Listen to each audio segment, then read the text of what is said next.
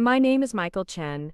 I'm 32 years old, and I built a tech company from nothing that's now worth $8 million. But when I walked into that Portland courtroom 6 months ago, my own family looked at me like I was the biggest disappointment they'd ever had to endure. To them, I wasn't the entrepreneur who'd revolutionized logistics software for small businesses.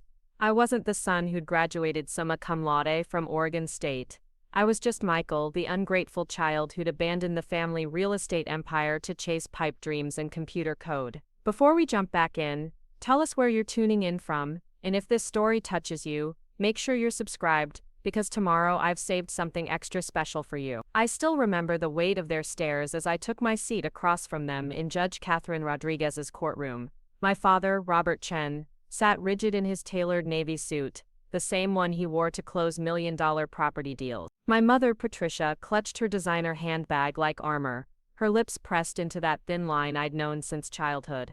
And my sister Amanda, golden-haired and perfect as always, whispered something to their attorney that made him nod gravely. They were there to claim everything, every dollar of my grandfather's estate, every piece of property he'd spent 40 years accumulating, the lakefront house in Lake Oswego where I'd learned to fish, the downtown commercial buildings that formed the backbone of our family's wealth, even his vintage car collection and the antique furniture that had been in our family for generations. According to them, I deserved nothing.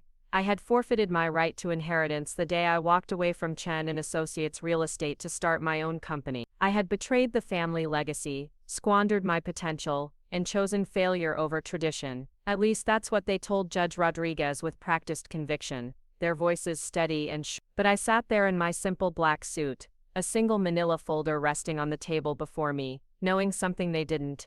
Something that would change everything in ways they could never have imagined. Something that would bring federal agents storming into that quiet courtroom within the hour. I knew the truth about what our family business really was, and I had the evidence to prove it. The earliest memory I have of feeling invisible in my own family happened when I was 8 years old. We were gathered around the mahogany dining table in our Hillsdale home, the one with the crystal chandelier that cast rainbow patterns on the cream-colored walls. Amanda had just won second place in her elementary school art contest, and my parents were effusive in their praise. Such talent, my mother cooed, running her fingers through Amanda's perfectly curled blonde hair. Mrs. Henderson says you have a real gift, sweetheart. My father beamed with pride, already talking about getting Amanda's watercolor painting professionally framed for his office. Everyone at Chen and Associates needs to see what my brilliant daughter created, he announced, his chest puffed with satisfaction. I sat there, fork halfway to my mouth, watching this celebration unfold. Just 3 days earlier,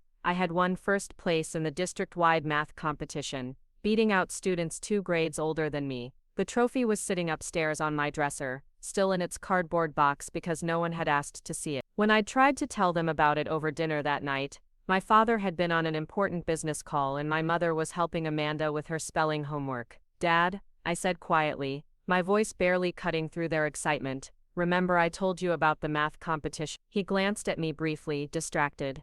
That's nice, Michael. Mathematics is important for business. That was it. No questions about how many students I'd competed against. No interest in the complex problems I'd solved. No suggestion that maybe this achievement deserved a place of honor in his office too. Just a generic acknowledgement that math was useful, the same way you might acknowledge that vegetables are healthy. Amanda giggled and launched into a detailed story about her art teacher's reaction to her painting. My parents hung on every word, asking follow-up questions, requesting she describe each brushstroke and color choice. I finished my dinner in silence, the taste turning bitter in my mouth. This became the pattern of my childhood. Amanda's achievements, no matter how small, were celebrated like national holidays. Her school plays, her piano recitals, her participation in dance classes, everything she touched became golden in our parents' eyes. When she made honor roll, they took her to her favorite restaurant. When she learned to ride a bike without training wheels, my father spent an entire Saturday teaching her tricks in the driveway while neighbors stopped to watch and applaud. My accomplishments, even when they surpassed hers, were met with polite nods and quick transitions to other topics. When I taught myself to code at age 10, creating simple games on our family computer, my father worried I was spending too much time indoors. When I won the regional science fair in middle school with a project on data encryption, my mother reminded me not to get too proud and suggested I focus more on developing social skills. The message was clear: even if never spoken aloud. Amanda was the child they'd dreamed of, the one who validated their vision of family success. I was the obligation, the son who existed to eventually take over the family business, regardless of my own interests or talent. The Chen and Associates office became my second home during high school summers. While my friends were at the beach or playing video games, I was filing documents, answering phones and learning the ins and outs of commercial real estate. My father insisted it was character building, a way to understand the business I would someday inherit. Real estate built this family's fortune, he would tell me during our drives to various properties. Your grandfather started with nothing when he came from Taiwan. One small apartment building, that's all he could afford. Now look what we have. He would gesture proudly at the Portland skyline, pointing out the buildings that bore our family name, the developments we'd financed, the neighborhoods we'd helped shape. It was an impressive legacy, I had to admit. Grandfather William had indeed built something remarkable from almost nothing, but while I could appreciate the achievement, I couldn't feel passionate about it. The endless meetings about zoning laws and construction permits made my mind wander. The networking events where my father introduced me as my son, the future of Chen and Associates, made my skin crawl. I yearned for the clean logic of programming, the satisfaction of solving complex problems with elegant code. During my senior year of high school, when college applications were due, I made the mistake of showing genuine enthusiasm. I had been accepted to Oregon State's computer science program with a partial scholarship based on my coding portfolio. When I shared the news at dinner, expecting at least some recognition of this achievement, the temperature in the room seemed to drop 10 degrees. Computer science, my mother repeated, as if I'd announced plans to join the circus. My father set down his fork carefully. Michael, we've discussed this. You'll major in business administration, maybe minor in finance. You need practical skills for the real estate industry. But Dad, technology is the future. Every business needs software solutions, including real estate company. I could modernize Chen and Associates, create systems that enough. His voice carried the finality that had ended countless discussions throughout my childhood. You'll study business. End of discussion. Amanda, who was a sophomore at the time, looked between us with wide eyes. Maybe Michael could do both, she suggested tentatively. Like business classes and some computer stuff too. For a moment I felt a spark of gratitude toward my sister, but my father's expression didn't soften. Amanda's right to think about compromise, he said, his tone warming noticeably when addressing her. But Michael needs to focus. The business world doesn't reward scattered attention. I wanted to point out that the most successful companies in the world were built by people who combined technology with business acumen. I wanted to mention Bill Gates, Steve Jobs, the countless entrepreneurs who had revolutionized entire industries by thinking differently. But I knew it was pointless. That night, lying in bed and staring at the ceiling, I made a decision that would define the next decade of my life. I would study business as my father demanded. I would work at Chen and Associates during breaks and summers. I would play the role of the dutiful son preparing to inherit the family legacy. But in my spare time, in the quiet hours when everyone else was asleep, I would continue coding. I would build my skills, develop my ideas, and prepare for the day when I would finally have the courage to choose my own path. I just never imagined that path would lead me to discover my family's darkest secrets, or that those secrets would ultimately land them in federal prison. College became my sanctuary, the first place where I felt truly seen for who I was, rather than who my family expected me to become. My business professors appreciated my analytical mind and innovative thinking. My classmates respected my work ethic and collaborative spirit. For 4 years I lived a double life, excelling in my required coursework while secretly taking every computer science elective I could fit into my schedule. My dorm room became a laboratory where I experimented with different programming languages and developed increasingly sophisticated applications. My roommate, Marcus Johnson, was studying electrical engineering, and together we would spend nights solving complex technical problems and dreaming about the companies we might start someday. Marcus came from a family of teachers and social workers in Eugene. His parents had saved for years to help with his college expenses, and they celebrated every small milestone in his education with genuine pride. When he video called them to share his grades or talk about a particularly interesting project, I could hear the warmth and enthusiasm in their voice. It was a stark contrast to my own weekly check-ins with home, which inevitably focused on my grades in business classes, while glossing over everything else I was learning. Your family doesn't really get you, do they? Marcus observed one evening, After witnessing one of these stilted conversations, I shrugged, trying to appear nonchalant. They just have strong opinions about my future. Strong opinions are one thing, he replied, not letting me off the hook so easily. But they act like half of who you are doesn't exist. The coding, the innovative thinking, the way you can see solutions other people miss. That's not just a hobby, Mike. That's your core strength. His words hit harder than I'd expected. For so long, I'd accepted my family's narrative that my interest in technology was a distraction from more important things. But Marcus saw it differently, and gradually so did I. During my junior year, we entered a regional competition for student entrepreneurs. Our project was a logistics optimization platform that could help small businesses streamline their supply chains using predictive algorithms. We spent months refining the concept, testing prototypes, and preparing our presentation. When we won first place in a $10,000 seed funding award, I felt a joy I hadn't experienced since those early math competition victories in elementary school. Here was validation that my ideas had real value, that the skills I'd been developing in secret could actually make a difference in the world. I called my parents that night, barely able to contain my excitement as I told them about our victory. Preparing and narrating this story took us a lot of time, so if you are enjoying it, subscribe to our channel. It means a lot to us.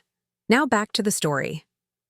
The response was predictably lukewarm. "That's nice, dear," my mother said. "Just don't let it distract you from your real studies." My father was more direct. "Michael, these college competitions are fine for building your resume, but don't get carried away. You'll be working in established systems when you join the company, not chasing Silicon Valley fantasy." I felt the familiar sting of dismissal, but this time it was accompanied by something new, a growing certainty that I would never find fulfillment following their predetermined path for my life. The summer after graduation, I returned to Portland and reluctantly began working full-time at Chen & Associates. My father had prepared an office for me, complete with business cards that read Michael Chen, Associate Developer, and a parking space with my name on it. To him, this represented the culmination of years of careful planning, the moment when I would finally step into my destined role in the family business. But spending 40 hours a week, immersed in real estate transactions, only reinforced how poorly suited I was for this work. The work felt mechanical and uninspiring.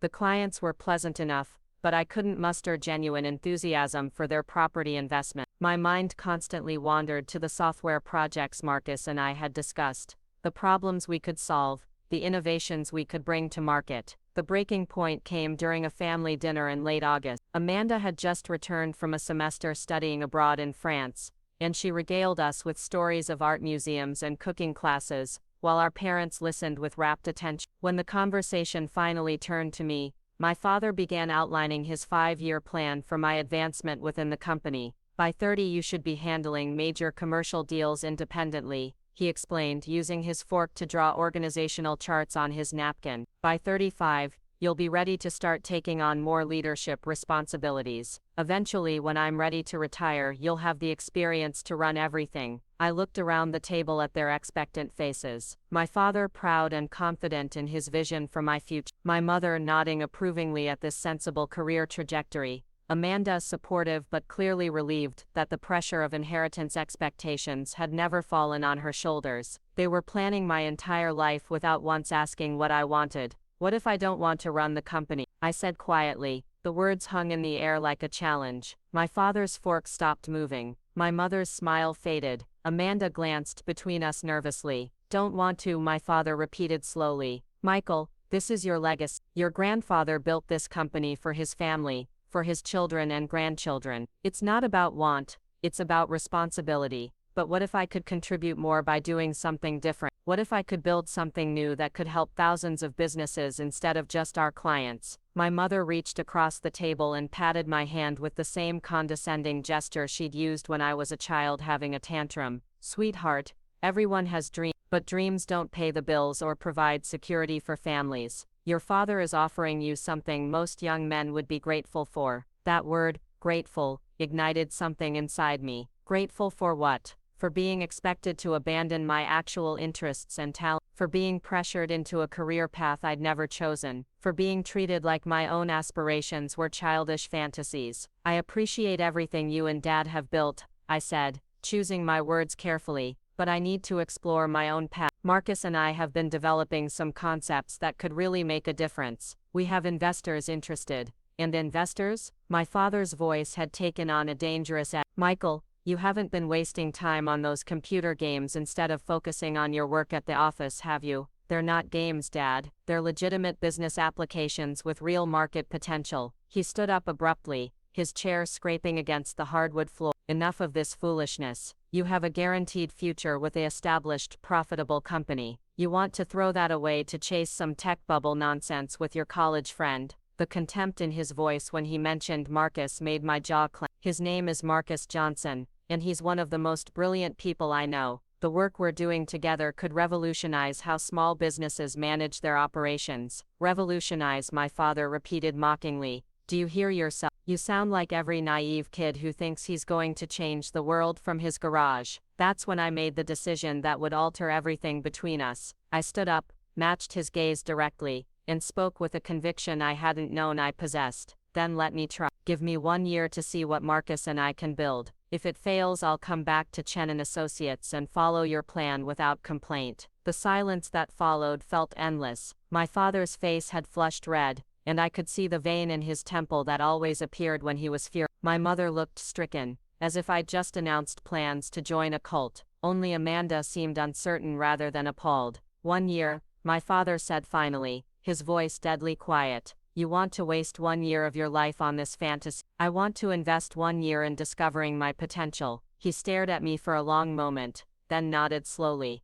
Fine, 1 year, but when you come crawling back, admitting this was all a mistake, don't expect me to welcome you with open arms. There are consequences for betraying family expectations, Michael. I should have paid more attention to the word he chose, betrayal, as if pursuing my own dreams was an act of treachery against the family. I should have realized that a man who saw independence as betrayal might be capable of much worse. Marcus and I officially launched TechFlow Solutions from a cramped 2-bedroom apartment in southeast Portland 9 months after that fateful family dinner. The name came to us during one of our late-night brainstorming sessions, when Marcus pointed out that our software didn't just manage logistics. It created a seamless flow of information that transformed how businesses operated. Our first real breakthrough happened when a local coffee roasting company agreed to pilot our inventory management system. Within 3 weeks, they'd reduced their waste by 30% and improved their delivery times by half. Word spread quickly through Portland's tight-knit small business community,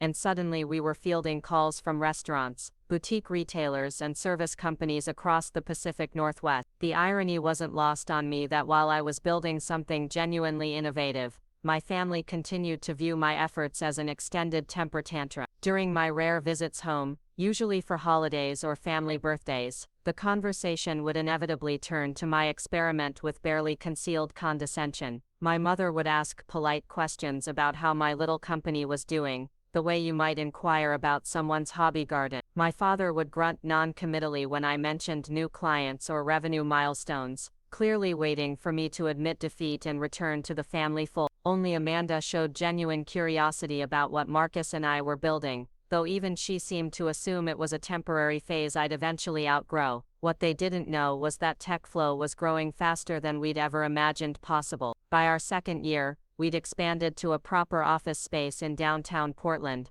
hired 6 full-time employees, and attracted the attention of several venture capital firms. The logistics optimization platform had evolved into a comprehensive suite of business management tools that companies across multiple industries were eager to adopt. Marcus had proven to be not just a brilliant technical partner, but an exceptional business strategist. While I focused on product development and client relations, he managed our operations with the kind of precision that would have impressed even my father. Our complementary skills created a synergy that drove innovation at every level of the company. The validation I'd craved my entire life finally came, but from strangers who appreciated our work rather than family members who dismissed it. Tech journalists wrote articles about our disruptive approach to small business automation. Industry conferences invited me to speak about entrepreneurship and innovation. Other startup founders sought our advice on scaling their own company. Yet every success felt bittersweet because the people whose approval I'd once desperately wanted remained willfully blind to what we were achieving. During family gatherings, while Amanda's latest art exhibition or interior design project would be discussed in exhaustive detail, my company's accomplishments were dismissed with comments like, "That's nice, dear," or "I'm sure your father could give you some real business advice if you ever want it." The emotional distance between my family and me widened with each passing month. Phone calls became increasingly infrequent and strained. Holiday visits felt like diplomatic missions to a foreign country, where I didn't speak the language. I began to understand why some people chose to build entirely new families from the friends and colleagues who truly understood them. Marcus often invited me to spend holidays with his family in Eugene. His parents treated me like another son, asking detailed questions about our business, celebrating our victories, and offering genuine support during challenging periods. The warmth and acceptance I experienced in their modest ranch house made the coldness of my own family home even more apparent. During one Thanksgiving dinner at the Johnson family table, Marcus's mother asked me about my relationship with my parents. Her question was gentle but direct, the kind that comes from genuine concern rather than nosiness. "It's complicated," I admitted, unsure how to explain the gulf that had opened between us. They had very specific expectations for my life, and I chose a different path. Marcus's father, a retired high school principal with kind eyes behind wire-rimmed glasses, nodded thoughtfully. "Sometimes the people who love us have trouble letting go of the future they imagined for us, but real love means wanting someone to be happy, even if that happiness looks different than what we planned." His words stayed with me for weeks afterward. Real love means wanting someone to be happy. By that definition, I wasn't sure my family had ever truly loved me at all. They'd loved their idea of who I should become, but they'd never embraced who I actually was. This realization might have been liberating, if not for the guilt that accompanied it. I'd been raised to believe that family loyalty was paramount, that success meant honoring the sacrifices previous generations had made to build our prosperity. Walking away from Chen and Associates felt like rejecting not just my parents' wishes, but my grandfather's entire legacy. The guilt intensified when I learned that grandfather William was becoming increasingly frail. At 87, he still maintained an office at the company headquarters, but his involvement in day-to-day operations had diminished significantly. My father had gradually assumed most of the leadership responsibilities, while my mother handled the administrative aspects she'd always managed. Amanda, who had completed her degree in art history and was working as a curator at a small Portland gallery, would often call with updates about grandfather's health. Her tone during these conversations carried an unspoken message. He was getting older, and my continued absence from family gatherings was causing him confusion and sadness. "He asks about you every time I visit," she told me during one particularly pointed phone call. "He doesn't understand why you don't come around anymore." I don't know what to tell him. The manipulation was subtle but effective. My grandfather had always been the family member I felt closest to, the one who'd shown interest in my ideas even when he didn't fully understand them. The thought that my choices were causing him pain created a knot of anxiety in my chest that I couldn't seem to untangle. So I began making occasional visits to his downtown office, timing them for late afternoons when I knew my parents would be busy with client meetings or property inspection. These conversations with grandfather became precious to me, partly because of their rarity and partly because he was the only family member who seemed genuinely curious about my work. He would ask thoughtful questions about tech flow, nodding slowly as I explained how our software helped businesses operate more efficiently. While he admitted that much of the technology was beyond his understanding, he grasped the fundamental concept of innovation serving practical needs. "Your great-grandfather would have understood this," he told me during one visit, his weathered hands folded carefully on his mahogany desk. "When he first came to America, he had to figure out new ways to do everything. Different language, different customs, different business practice. Innovation was survival." These words meant more to me than any venture capital investment or industry award ever could. Here was acknowledgement from the family patriarch that my path, while unconventional, connected to our deeper family values of adaptability and entrepreneurial spirit. But during one of these visits, something happened that would forever change how I viewed my family and their business practices. I had arrived earlier than usual and found grandfather's office empty. His secretary mentioned he was at a medical appointment, but would return within the hour, so I decided to wait in the familiar leather chair facing his desk. While sitting there, I noticed a stack of financial documents that had been left open on his desk. Normally, I would have looked away or found somewhere else to wait, but something about the numbers caught my attention. The figures seemed inconsistent with what I knew about typical real estate transactions. My background in business analytics and my experience developing financial software for TechFlow had given me a keen eye for numerical patterns and anomalies. What I was seeing in these documents suggested cash flows that didn't match the company's reported income stream. Large sums of money were being moved through accounts I'd never heard of, with transaction descriptions that seemed deliberately vague. I shouldn't have looked closer. I should have closed the folder and moved to a different chair. But something about the numbers nagged at me, the same instinct that had helped me identify inefficiencies in our clients' systems. The patterns I was seeing suggested systematic financial manipulation on a scale that went far beyond simple accounting error. When grandfather returned, I casually asked him about the documents, framing my questions as general curiosity about how large real estate deals were structured. His responses were evasive in a way that seemed uncharacteristic for someone who had always been direct and straightforward with me. That night, I couldn't stop thinking about what I'd seen. The analytical part of my mind kept returning to those numbers, trying to make sense of the discrepancy. Against my better judgment, I began researching public records related to some of the properties and transactions I'd glimpsed in the documents. What I discovered over the following weeks turned my world upside down. Chen & Associates wasn't just a successful real estate company. It was the center of an elaborate money laundering operation that had been running for over a decade. Properties were being purchased with cash from unknown sources, held briefly, then sold at artificially inflated prices to buyers who existed only on paper. The profits were being funneled through a network of shell companies and offshore accounts. The scope of the operation was staggering. Millions of dollars in illicit funds were being cleaned through seemingly legitimate real estate transactions. My family wasn't just wealthy from shrewd business practices and hard work. They were wealthy because they'd been helping criminal organizations disguise the sources of their money. The worst part was realizing that this wasn't some recent development or desperate response to financial pressure. The documents I'd seen went back years, suggesting this had been part of the company's business model since before I'd graduated from college. Every family dinner where my parents had lectured me about responsibility and legitimate business practices had been a lie. Every criticism of my risky entrepreneurial ventures had come from people who were taking risks that could land them in federal prison. I spent sleepless nights trying to decide what to do with this information. Part of me wanted to confront my parents directly,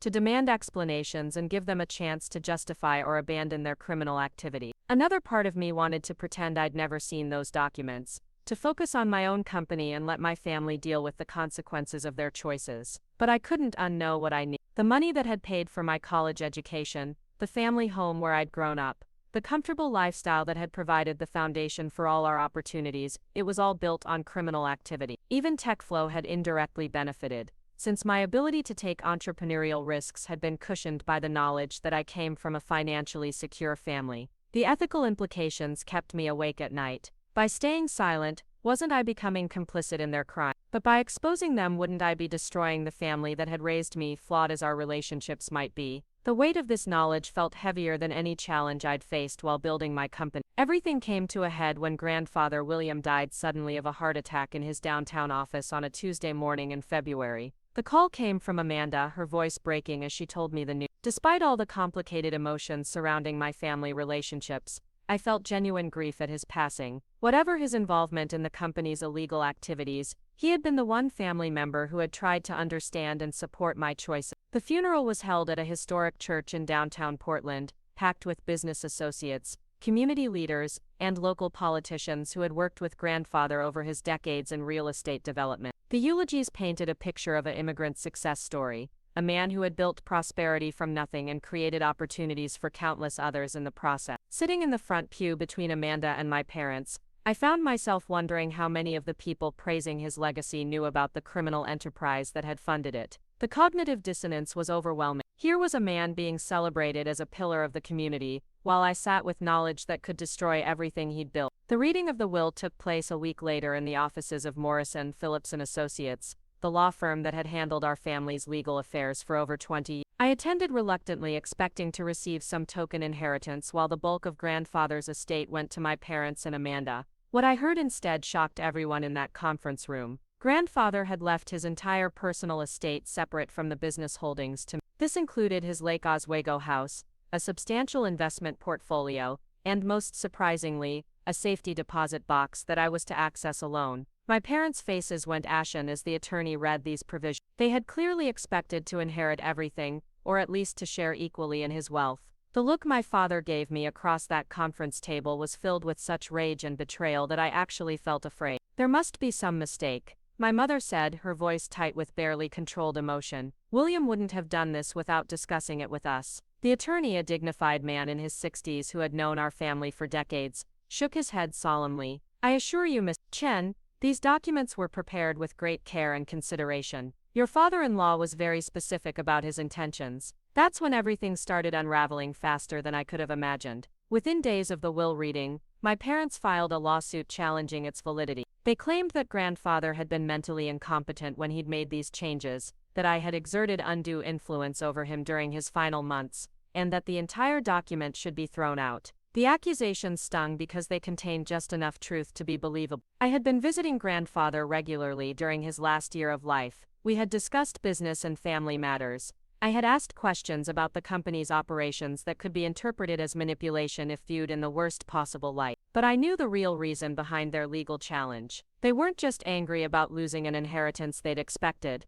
They were terrified about what grandfather might have left for me to find in that safety deposit box. Their fears were justified. When I finally accessed the box 3 weeks later, I found documents that made my earlier discoveries look insignificant by comparison. Grandfather had kept meticulous records of every illegal transaction, every shell company, every offshore account. He'd documented decades of criminal activity with the precision of a forensic accountant. There was also a letter addressed to me, written in his careful handwriting and dated just 2 months before his death. In it, he explained that he'd become involved in money laundering gradually, making small compromises that had snowballed into massive criminal enterprise. He'd tried to extricate the company from these activities multiple times, but the criminal organizations they worked with had made it clear that backing out wasn't an option. I've spent the last 10 years of my life trying to find a way to make this right, his letter concluded. I couldn't do it alone, but maybe you can. You have integrity that the rest of us lost somewhere along the way. I'm trusting you to decide what should happen to this information. So here I sat 6 months after his death, in Judge Rodriguez's courtroom with a manila folder that contained enough evidence to send my entire family to federal prison. They were suing me for an inheritance they believed was rightfully theirs, not knowing that they were actually fighting for the right to inherit evidence of their own crimes. The irony was bitter and perfect. They wanted everything grandfather had left behind, and I was about to give them exactly that. The decision to contact federal authorities wasn't made lightly. I spent 3 weeks after discovering grandfather's evidence, wrestling with the implications of what I was considering. These weren't strangers I was contemplating turning into the FBI. These were the people who had raised me, fed me, sent me to college, and provided the foundation that had allowed me to build my own success. But every time I wavered, I would think about the victims of the crimes my family had enabled. Drug money flowing through our real estate deals meant addiction destroying community. Human trafficking funds being laundered through property purchases meant people being bought and sold like commodities. The clean, respectable facade of Chen and Associates had been hiding activities that caused immeasurable human suffering. Marcus was the first person I told about what I'd discovered. We were working late in the Tech Flow office, debugging code for a new client implementation, when I finally couldn't carry the weight alone anymore. I showed him copies of some of the less sensitive documents, explaining what they represented and what they meant for my family's future. His reaction was immediate and unequivocal. Mike, you have to report this. You don't have a choice. They're my family, I said, the words feeling hollow even as I spoke them. Marcus set down his coffee and turned to face me directly. Family doesn't put you in this position. Family doesn't build their wealth by helping criminals hurt people. What they've done, what they're still doing, it's not just illegal, it's evil. He was right, and I knew it. But knowing something intellectually and feeling ready to act on it emotionally were two different things. I needed more than moral certainty. I needed a strategy that would protect innocent people while ensuring that justice was served. That's when I decided to contact Jessica Martinez, a federal prosecutor who had spoken at a Portland State University Business Ethics Symposium the previous year. Her presentation about financial crimes had impressed me with its clarity and compassion. She understood that economic crimes weren't victimless, that money laundering and tax evasion had real human costs that extended far beyond simple theft. Our first meeting took place in a small coffee shop in the Pearl District, chosen specifically for its anonymity and background noise. Jessica was a compact woman in her early 40s with sharp eyes and a direct manner that put me at ease immediately. I had prepared extensively for this conversation, bringing carefully selected documents that would demonstrate the scope of the criminal activity without revealing everything at once. Miss Chen, she said after reviewing the materials I'd provided, what you're showing me represents potentially decades of systematic financial crimes. Money laundering on this scale typically involves organized criminal enterprises. Are you prepared for where this investigation might lead? I nodded, though I wasn't sure I fully comprehended what I was setting in motion. My grandfather left me these documents because he wanted someone to make it right. I think he knew I was the only family member who might choose justice over self-preservation. Jessica studied me carefully. This kind of cooperation requires complete transparency. We'll need access to all the evidence, and you'll need to be willing to testify about what you've discovered. Your family will likely face serious federal charges. Are you certain you want to proceed? The weight of her question settled over me like a heavy blanket. Once I crossed this line, there would be no going back. My relationship with my parents and sister would be destroyed forever. I would become the family member who had brought down everything grandfather had built, legitimate and illegitimate alike. But I thought about the letter grandfather had left me, about his regret and his desire to make things right. I thought about the communities being harmed by the money being laundered through our properties. I thought about the kind of person I wanted to be and the kind of company I wanted TechFlow to represent in the world. Yes, I said firmly, I want to proceed. The next several months became a careful dance of investigation and preparation. Jessica introduced me to Special Agent Sarah Williams, a financial crimes specialist with the FBI who would be leading the investigation. Agent Williams was methodical and patient, helping me understand how to document ongoing criminal activity without alerting my family to the investigation. This period was surreal and emotionally exhausting. I had to maintain normal relationships with my parents and Amanda while secretly working with federal agents to build a case against them.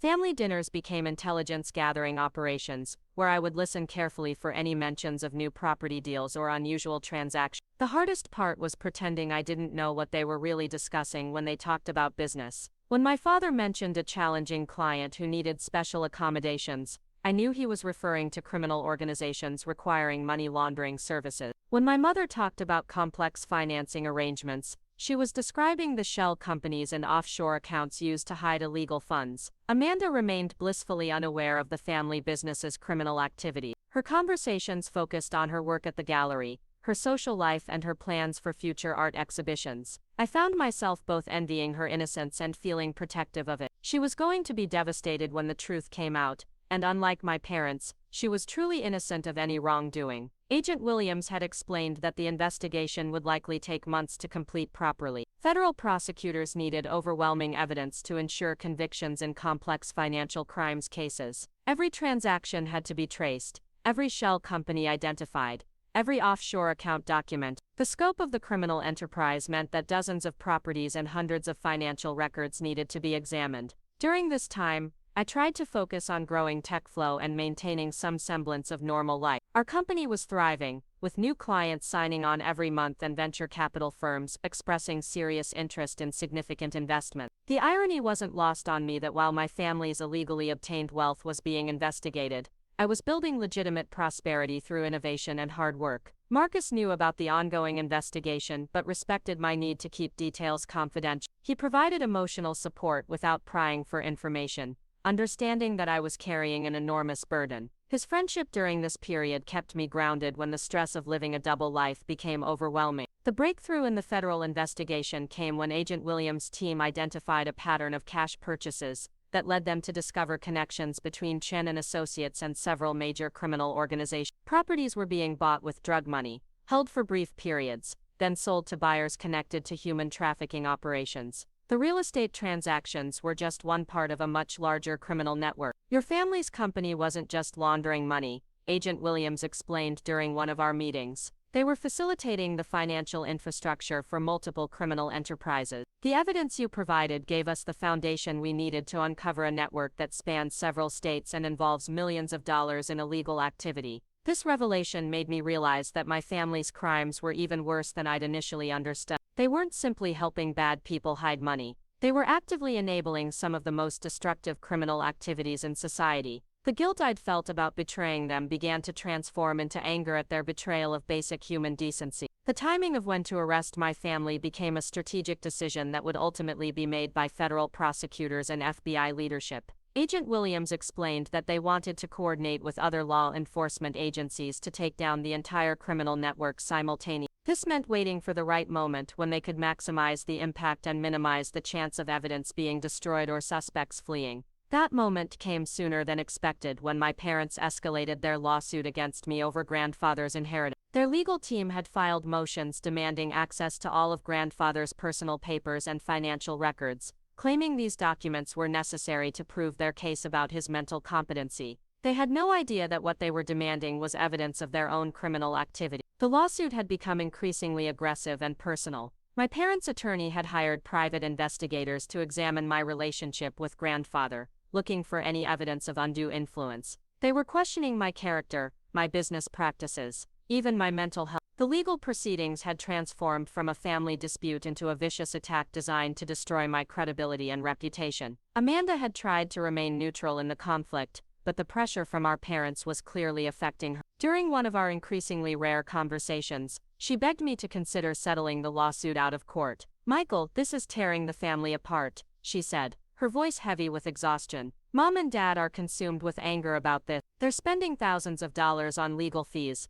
And for what? Can't you just give them part of what grandfather left you? He would have wanted the family to stay together." I wanted to tell her the truth about why I couldn't simply hand over grandfather's documents to our parents. I wanted to explain that what they were really fighting for was evidence that would send them to prison. But Agent Williams had made it clear that the ongoing investigation required absolute secrecy until arrests were made. "Amanda, there are things about this situation that you don't understand," I said carefully. "I can't explain everything right now, but I promise you that I'm doing what grandfather would have wanted me to do." She looked at me with confusion and her, "What could be so important that it's worth destroying our family?" That question haunted me for weeks afterward. Was I destroying our family, or was I simply revealing that it had already been destroyed by lies and criminal activity? Were my parents' crimes worse than my betrayal of their trust? These moral calculations felt impossible to resolve, especially when the person asking the questions was as innocent as Amanda. The federal investigation reached its final stages in late November. Agent Williams informed me that arrests would likely be made within the next few weeks, coordinated with raids on other criminal organization members across multiple states. The evidence was overwhelming, the case was solid, and federal prosecutors were confident they could secure conviction. But then my parents made a legal move that accelerated everything beyond anyone's control. Their attorney filed an emergency motion demanding immediate access to grandfather's safety deposit box, claiming that time-sensitive documents inside were crucial to their case. Judge Catherine Rodriguez scheduled a hearing to consider this motion, setting a date that would force me to either comply or explain why I was refusing. Agent Williams called me the night before the hearing was scheduled. "Michael, we need to discuss your options. If the judge orders you to produce those documents, we may need to move faster than originally planned." "What are you saying?" "I'm saying that tomorrow's hearing might become the moment when this all comes out. Are you prepared for that?" I sat in my apartment that night, looking out at the Portland skyline and thinking about how different my life would be after the next day. My family relationships would be permanently destroyed. My parents would face decades in prison. Amanda's world would be shattered when she learned the truth about our family's wealth. But I also thought about all the victims of the crimes my family had enabled. The communities destroyed by drug money. The people trafficked by organizations whose financial operations ran through Chen and Associates' properties. The small businesses that competed fairly while my family gained advantages through criminal partnerships. Justice wasn't just about punishing the guilty. It was about protecting the innocent and ensuring that crime didn't pay. My family had profited from other people's suffering for years, and that had to end, regardless of the personal cost to me. I called Agent Williams back before midnight. "I'm ready," I told her. "Whatever happens tomorrow, I'm ready to see this through." The manila folder I carried into Judge Rodriguez's courtroom the next morning contained copies of the most damning evidence from grandfather's safety deposit box. Bank records showing millions in suspicious transactions, property deeds for buildings purchased with cash from known criminal organizations, correspondence with offshore banking specialists who specialized in hiding illegal funds. But it also contained something else that would change everything. A detailed letter from grandfather explaining not just what crimes had been committed,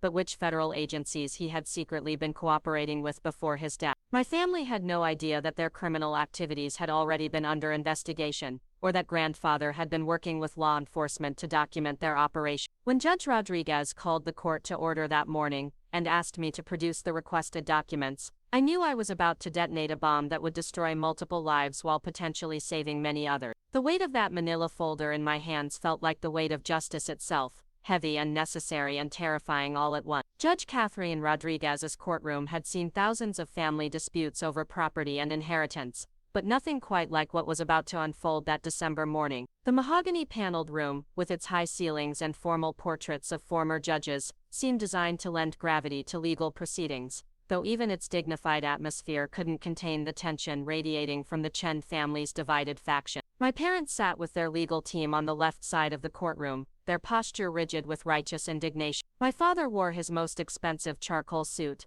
the one he reserved for major business presentations, while my mother had chosen a conservative navy dress that projected respectability and wounded dignity. Their attorney, Richard Blackwood, was a silver-haired man in his 60s who specialized in high-stakes probate disputes and had built his reputation on aggressive tactics. Amanda sat in the gallery behind our parents, her face pale with anxiety. She had begged me the night before to find some way to resolve this without further damaging our family relationships. Her presence in that courtroom felt like an anchor, reminding me that not everyone in the Chen family was guilty of the crimes I was about to expose. I occupied the defendant's table on the right side of the room with my attorney David Kim, a sharp young lawyer who specialized in estate law but had no idea what he was really defending. The manila folder rested on the table between us, its contents representing years of criminal activity and my grandfather's desperate attempt to document the truth. Agent Sarah Williams sat in the back corner of the courtroom, dressed in civilian clothes but unmistakably law enforcement to anyone who knew what to look for. Her presence was both reassuring and terrifying, a reminder that this legal proceeding was about to become something much more significant than a family inheritance dispute. Judge Rodriguez called the session to order with the crisp authority of someone who had presided over countless contentious proceedings. She was a woman in her mid-50s with graying hair pulled back in a neat bun and intelligent eyes that missed nothing. Her reputation for fairness was matched only by her intolerance for courtroom theatrics. We're here today to consider the plaintiff's emergency motion for access to documents held by the defendant, she began, consulting her notes. Mr. Blackwood, please present your argument. My parents' attorney rose with the confidence of someone who believed he held the winning hand. His opening statement painted me as a manipulative grandson who had exploited an elderly man's declining mental faculties to steal an inheritance rightfully belonging to my parent. He argued that the documents in question were essential to proving that grandfather William had been mentally incompetent when he changed his will. Your Honor, the defendant has consistently refused to provide access to materials that would illuminate the true circumstances surrounding these suspicious changes to Mr. William Chen's estate planning, Blackwood declared, his voice carrying the practiced outrage of a seasoned litigator. We have reason to believe these documents will show a pattern of undue influence and possible elder abuse. The accusations stung, partly because they contained enough superficial truth to be believable. I had spent time with grandfather during his final month. We had discussed business and family matters. To an outside observer, those conversations could be interpreted as manipulation if viewed through a hostile lens. But what my parents' attorney didn't know was that every conversation I'd had with grandfather had been motivated by genuine affection and concern, not greed. The old man had been lucid until his final days, and his decision to entrust me with evidence of the family's criminal activities had been made with full awareness of the consequence. When Judge Rodriguez asked my attorney to respond, David Kim rose to present what he believed was a straightforward defense of client confidentiality and privacy rights. His argument was technically sound but missed the larger context that he couldn't possibly have understood. Your Honor, my client is under no legal obligation to provide private family documents to support the plaintiff's speculative claims about mental incompetence,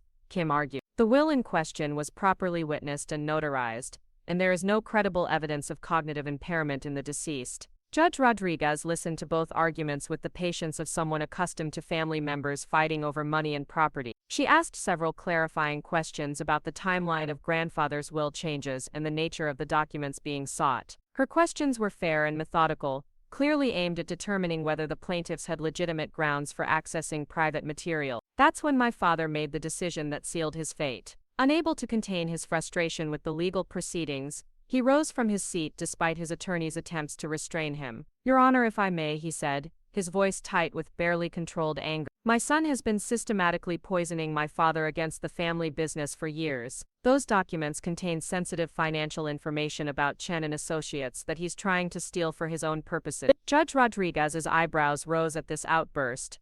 Ms. Chen, please allow your attorney to speak for you. But my father was beyond restraint now, months of frustration and suspicion pouring out in a torrent of accusations. He's been asking questions about our client relationships, our property transactions, our banking arrangements. He's trying to steal trade secrets to benefit his own company. The irony was breathtaking. My father was essentially confessing to criminal activity while trying to accuse me of theft. His references to sensitive financial information and client relationships would have been meaningless to most observers, but they carried ominous implications for anyone who understood what Chen and Associates really did for certain clients. Agent Williams had tensed noticeably in her seat, and I could see her discreetly reaching for her phone. The moment we had all been preparing for was arriving faster than anyone had anticipated. Judge Rodriguez restored order to her courtroom with sharp words for my father about proper procedure. She then turned her attention to me directly, asking whether I was willing to provide the requested documents or had grounds for refusing to do so. This was the moment I had been dreading and preparing for in equal measure. I stood slowly, feeling the weight of every eye in the courtroom upon me. The manila folder seemed to pulse with significance as I lifted it from the table. Your Honor, I am prepared to provide the requested documents, I said, my voice steadier than I had expected. However, I believe the court should be aware that these materials contain evidence of serious criminal activity that may require immediate law enforcement attention. The silence that followed my statement was absolute. Judge Rodriguez's eyes sharpened with sudden attention. My parents' expressions shifted from smugness to confusion to the first glimmers of panic. Even Amanda leaned forward in her seat, trying to understand what I had just said. Mr. Chen, are you stating that these documents contain evidence of criminal conduct? Judge Rodriguez asked carefully. Yes, Your Honor. Extensive evidence of money laundering, tax evasion, and conspiracy to commit federal financial crimes spanning more than a decade. The reaction was immediate and explosive. My father shot to his feet again, his face flushed with rage. This is ridiculous. He's making wild accusations to avoid producing legitimate business documents. My mother grabbed his arm, trying to pull him back to his seat,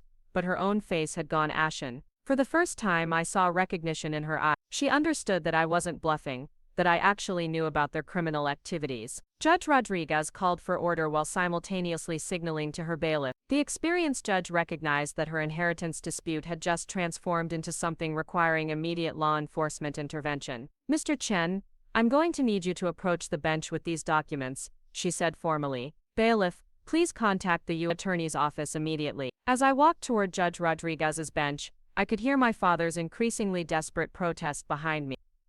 He was demanding to see whatever fabricated evidence I was presenting, insisting that this was all an elaborate scheme to avoid sharing grandfather's inheritance. But his protestations rang hollow because they were accompanied by my mother's whispered urgencies for him to stop talking, to wait for their attorney's advice, to consider the implications of what was happening. Her reaction alone was enough to convince anyone paying attention that my accusations weren't baseless. Judge Rodriguez examined the documents I handed her with growing astonishment. Bank records showing suspicious cash transactions, property deeds for buildings purchased under questionable circumstances, correspondence with offshore financial specialists, and most damning of all, grandfather's detailed letter explaining how he had been documenting criminal activity for federal investigators. Mr. Chen, she said quietly, these appear to be FBI case files. How did you obtain federal investigative materials? My grandfather was cooperating with federal agents before his death, Your Honor. He left these documents for me because he believed someone in the family needed to ensure that justice was served. The judge's expression had shifted from judicial impartiality to something approaching shock. She was looking at evidence of crimes that fell far outside her civil court's jurisdiction, requiring immediate transfer to federal prosecutors and law enforcement agencies. That's when the courtroom doors opened and Agent Williams approached the bench, her FBI credentials clearly visible. Judge Rodriguez looked relieved to see federal authority taking control of a situation that had moved far beyond a simple inheritance dispute. Your Honor, I'm Special Agent Sarah Williams with the FBI's Financial Crimes Unit, she announced formally. We have been conducting an ongoing investigation into the criminal activities referenced in these documents. With the court's permission, I need to secure this evidence and place several individuals under arrest. The word arrest cut through the courtroom like lightning. My father's protest died in his throat. My mother seemed to shrink into her seat. Amanda gasped audibly from the gallery, finally understanding that something terrible was unfolding. Judge Rodriguez nodded grimly.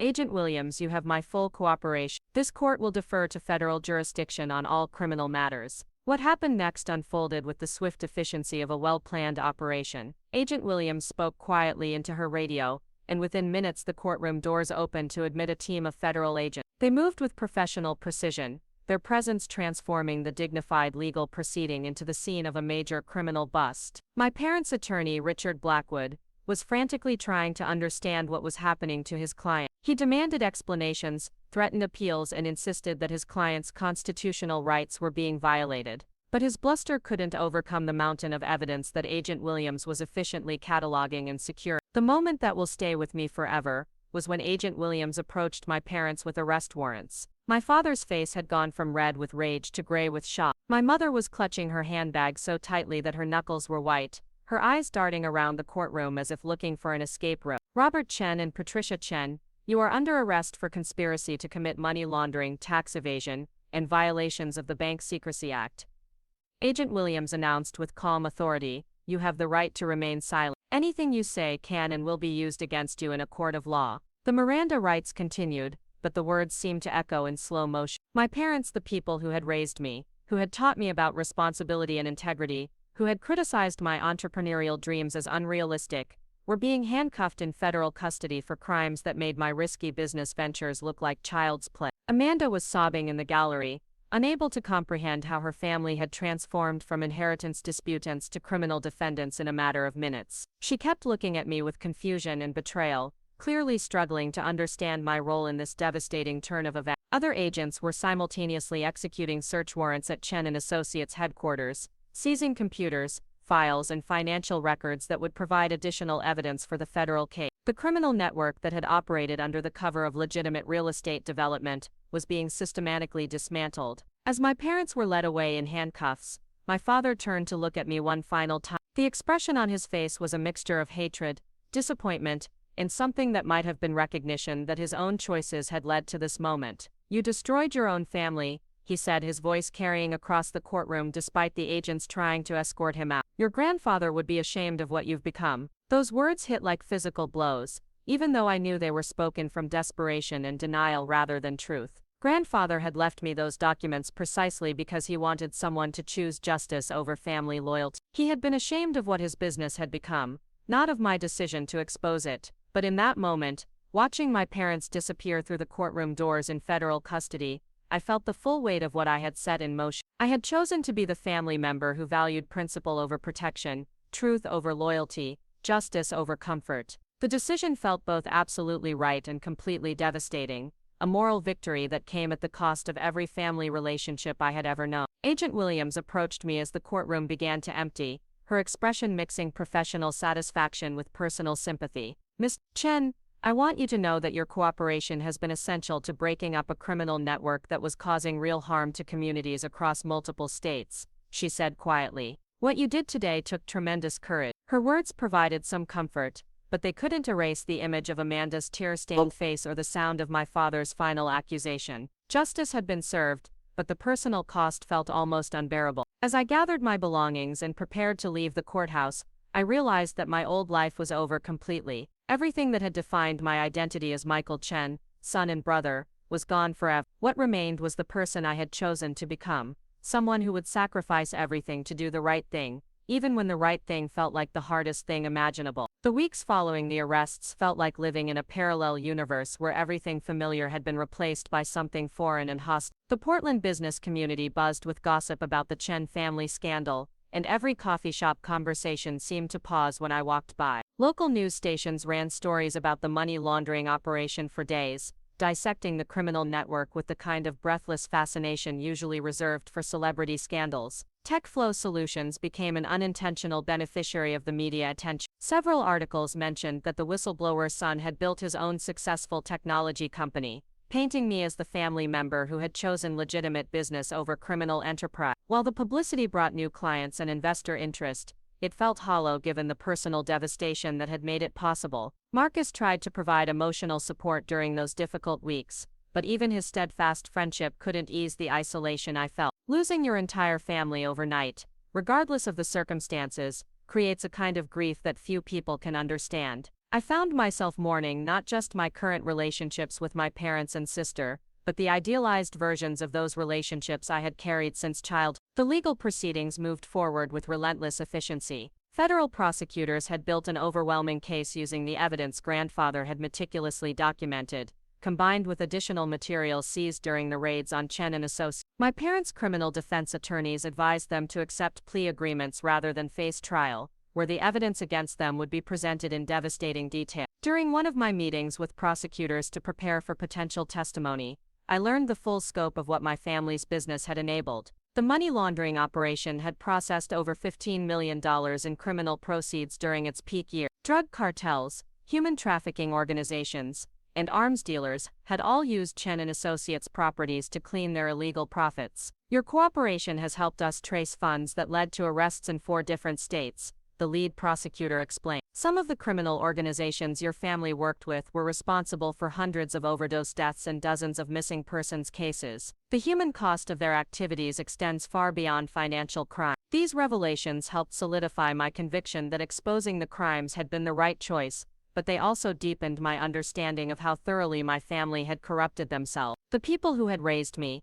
who had taught me basic moral lessons about right and wrong, had spent years enabling some of society's most destructive criminal activities. Amanda was the family member I worried about most during this period. She had been completely innocent of the criminal activities, yet her life had been shattered just as thoroughly as if she had been a willing participant. The gallery where she worked had quietly asked her to take an extended leave of absence, worried that the family scandal would affect their reputation and client relationship. She moved out of the family home in Hillsdale and into a small apartment in southeast Portland, trying to rebuild her identity separate from the Chen family name. Our conversations during this time were stilted and painful, filled with her questions about how long I had known the truth and why I hadn't found a way to warn her before everything exploded. I keep thinking about all the nice things we had growing up, she said during one particularly difficult phone call. The house, the vacations, my art classes, even my college tuition. It was all paid for with blood money, wasn't? Her question cut deeper than any accusation my parents had hurled at me during the courthouse confrontation.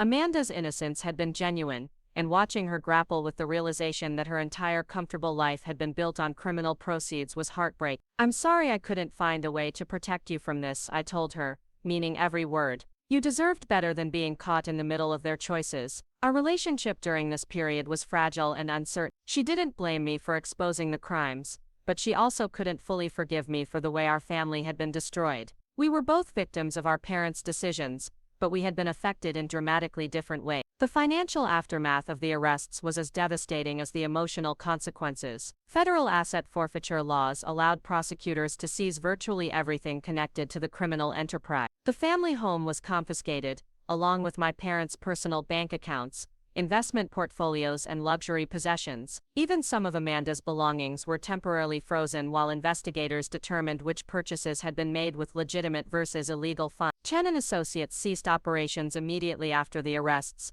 leaving dozens of employees unemployed and numerous legitimate clients scrambling to find new real estate services. The company's criminal activities had contaminated everything it touched, making it impossible to separate legitimate business from illegal operations. My inheritance from grandfather became a complex legal matter. While the Lake Oswego house and investment accounts were part of the criminal enterprise and subject to forfeiture, some assets were determined to have been acquired before the money laundering activities began. Federal prosecutors worked with my attorneys to identify which portions of the inheritance were legally mine to keep. The irony was bitter but undeniable. My parents had sued me for access to documents that contained evidence of their own crimes, and their legal challenge had directly triggered the investigation that destroyed their freedom and finances. If they had simply accepted grandfather's will and allowed me to inherit his personal effects quietly, they might have continued their criminal activities indefinitely. 6 months after the arrests, my father was sentenced to 12 years in federal prison for money laundering and conspiracy charges. My mother received 8 years for her role in the financial crime. Their sentencing hearing was the first time I had seen them since the courthouse confrontation,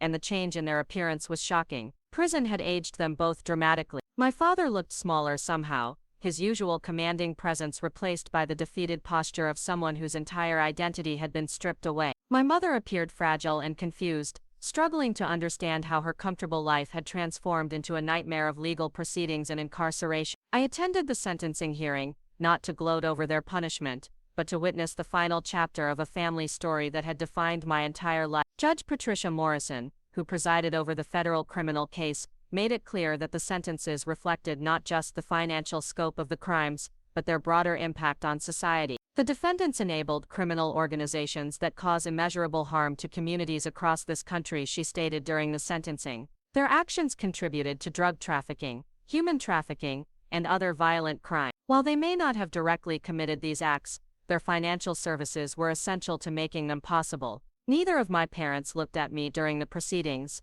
though I felt the weight of their presence throughout the hearing. When they were led away to begin their prison sentences, I experienced a complex mixture of relief, sadness, and finality. The family that had raised me was gone forever, replaced by memories and the consequences of choices I couldn't undo. The transformation of my relationship with money and success became one of the most unexpected aspects of rebuilding my life. Having witnessed how wealth obtained through criminal means had corrupted my family's values and relationships, I found myself questioning my own motivations for business success. TechFlow Solutions continued to thrive, but I began restructuring the company to emphasize social responsibility and ethical business practice. We implemented strict compliance procedures that went far beyond legal requirements, and I started donating significant portions of our profits to organizations that helped communities affected by the types of crimes my family had enabled. Marcus supported these changes enthusiastically, understanding that they reflected my need to ensure our company represented values opposite to those my family had embraced. We established partnerships with nonprofits fighting human trafficking and drug addiction,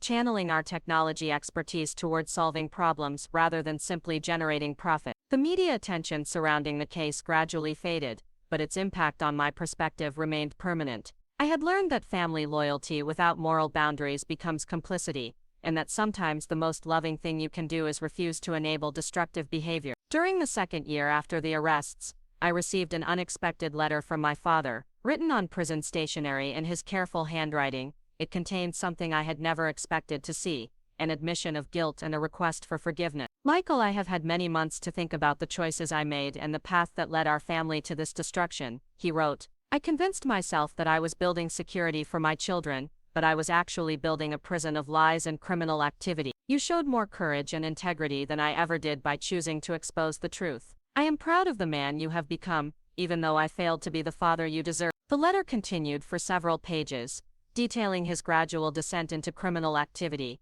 and his regret for the values he had abandoned along the way. He asked nothing from me except that I take care of Amanda and try to forgive him for the burden he had placed on my shoulder. Reading his words, I felt a complex mixture of anger, sadness, and unexpected relief. For years I had craved acknowledgement from my parents that my choices had value and my character had worth. Receiving that validation from prison, after everything had been lost, felt both meaningful and tragic. I wrote back, not to forgive completely, but to acknowledge his letter and express hope that he would use his remaining prison years to find genuine redemption. Some wounds are too deep to heal completely, but they can stop bleeding if you tend them carefully enough. Amanda and I slowly rebuilt our relationship during this period, bonding over our shared experience of family trauma and the challenge of creating new identities, separate from our parents' legacy. She eventually found work at a different gallery, one whose owners admired her resilience and ethical stance during the family crisis. She also began creating art that processed her experience of discovering that her entire childhood had been built on criminal proceeds. Her paintings from this period were raw and powerful, exploring themes of innocence lost and identity reconstructed. The gallery held a solo exhibition of her work titled After the Fall, which received critical acclaim and helped establish her reputation as an artist in her own right. I realized that I could either be defined by what our parents did or I could define myself by how I respond to it, she told me during the opening reception for her exhibition. Creating this work has been my way of taking back control over my own story.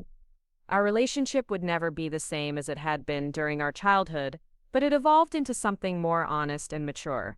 We were united by shared trauma but also by shared values, committed to building lives that honored truth and integrity rather than comfortable lies. 3 years after the courthouse confrontation that destroyed our family, I found myself in an unexpected role as a speaker at business ethics conferences and university seminars. Organizations wanted to hear from someone who had chosen principle over family loyalty, who could speak firsthand about the cost of doing the right thing when it required enormous personal sacrifice. These speaking engagements forced me to articulate lessons I was still learning. The decision to expose my family's crimes hadn't been easy or simple, and the consequences continued to ripple through my life in ways I hadn't anticipated. But I had discovered that integrity requires action, not just intention, and that some values are worth protecting even when the cost seems unbearable. Marcus often accompanied me to these events, sharing his perspective on how ethical business practices had strengthened rather than limited TechFlow's success. Our company had become a model for how technology businesses could prioritize social responsibility without sacrificing profitability. During one particularly memorable conference at Portland State University, a student asked me whether I regretted my decision to turn in my family. The question prompted me to reflect on everything that had happened and everything I had learned. Regret is complicated, I answered carefully. I regret that my parents made choices that forced me into an impossible situation. I regret that my sister was hurt by circumstances beyond her control. I regret that my grandfather felt he had to carry the burden of documenting criminal activity during his final year. I paused, looking out at the audience of young people who were just beginning to grapple with complex moral questions in their own lives. But I don't regret choosing truth over comfort, or justice over loyalty to people who were causing harm. Sometimes the hardest decisions are the ones that define who you really are. The applause that followed felt different from the business accolades I had received for TechFlow's success. This recognition was for moral courage rather than entrepreneurial achievement, and it carried a weight that profit margins and market share could never match. Later that evening, as I walked through downtown Portland past the buildings that had once borne my family's name, I reflected on how completely my life had been transformed. The comfortable certainty of family relationships had been replaced by the more challenging satisfaction of living according to principles I had chosen for myself. I thought about Grandfather William and the letter he had left for me, trusting that someone in the family would choose justice over self-preservation. He had been right to place that burden on my shoulders, even though carrying it had cost me everything I thought I wanted. The Chen family name would forever be associated with criminal activity and federal prosecution, but I had learned that names and legacies can be rewritten by people willing to make different choices. Amanda and I were creating new stories for ourselves, ones based on truth rather than convenient fiction. As I reached my apartment that night, I found a package waiting at my door. Inside was a small sculpture Amanda had created, abstract but unmistakably representing growth emerging from destruction. The accompanying note was simple: for my brother who chose the harder path. I placed the sculpture on my desk next to the laptop where I continued developing software solutions for businesses trying to operate ethically in a complicated world. The weight of family expectations had been replaced by the responsibility of living up to my own moral standards, a burden that felt infinitely more sustainable. The story that had begun with a manila folder in a Portland courtroom continued to unfold in ways I couldn't have imagined. But for the first time in my life, I was writing that story according to principles I had chosen for myself, and that freedom felt worth every sacrifice it had required. Up next, you've got 2 more standout stories right on your screen. If this one hit the mark, you won't want to pass these up. Just click and check them out.